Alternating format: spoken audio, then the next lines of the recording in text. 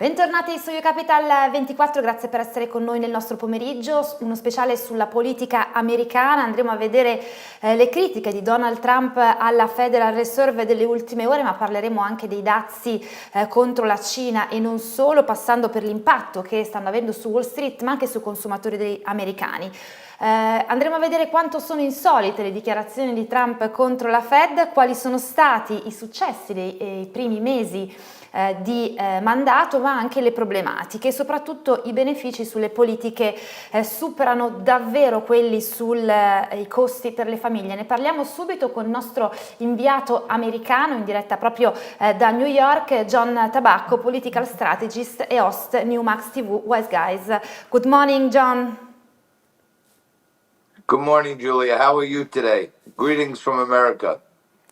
Hi, John. Welcome back. I'm very good, and I would like to start our interview with the latest statement by President Donald Trump against the Federal Reserve and its chairman.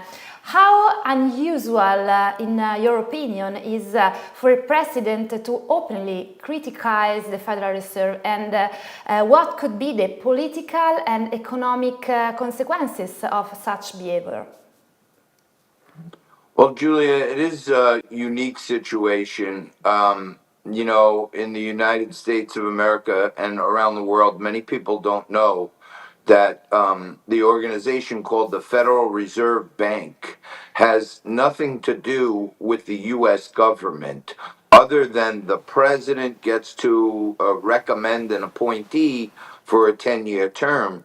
But it's actually a private banking institution that was formed by many of the world's global banks. And the head of that is supposed to be independent from the president and other government agencies. So for a president to be calling upon someone to resign is unique, but at the same time, I think it's a little bit of a slippery slope because we don't want presidents in future administrations to use a power that they shouldn't have on an independent agency.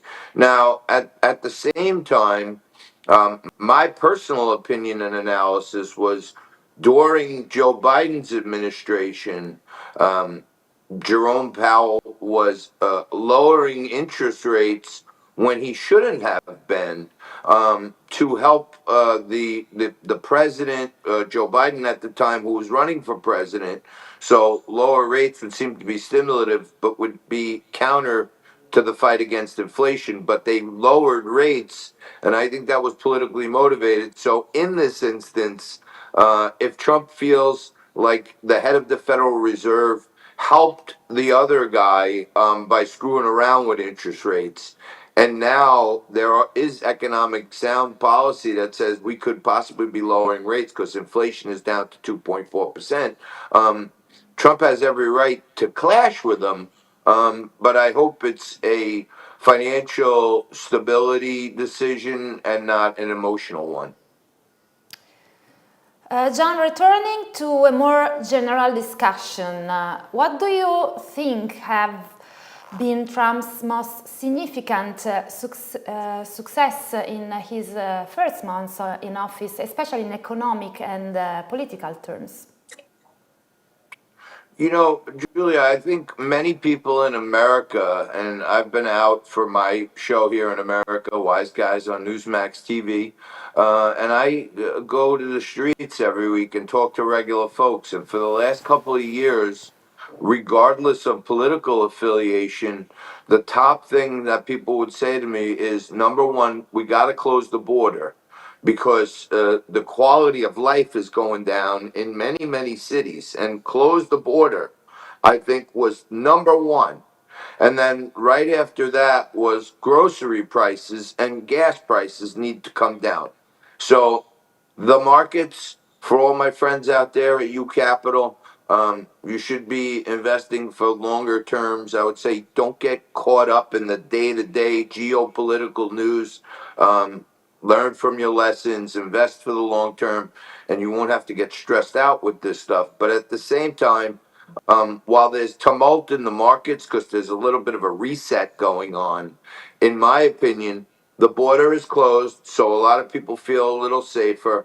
We're seeing illegal immigrants be deported, those who have committed crimes, and I think that makes people feel a little better. And eggs was a big problem in America, and they're down like 50% since January when Trump's in office. So the border is closed. I see gas prices at the pump now are starting to come down also. So all in all, I think the main things people voted for Trump for were close the border and lower groceries. That's happening. We do run the risk now of those grocery prices potentially going back up a little bit if the tariff stuff isn't fixed perfectly over the next couple of months. Perfect. John, I mean, you live in a big city in America, of course, and many critics argue that the tariffs imposed by Donald Trump could increase prices for consumers. What is your opinion of these concerns, and what do you think the economic benefits overweight the cost for family?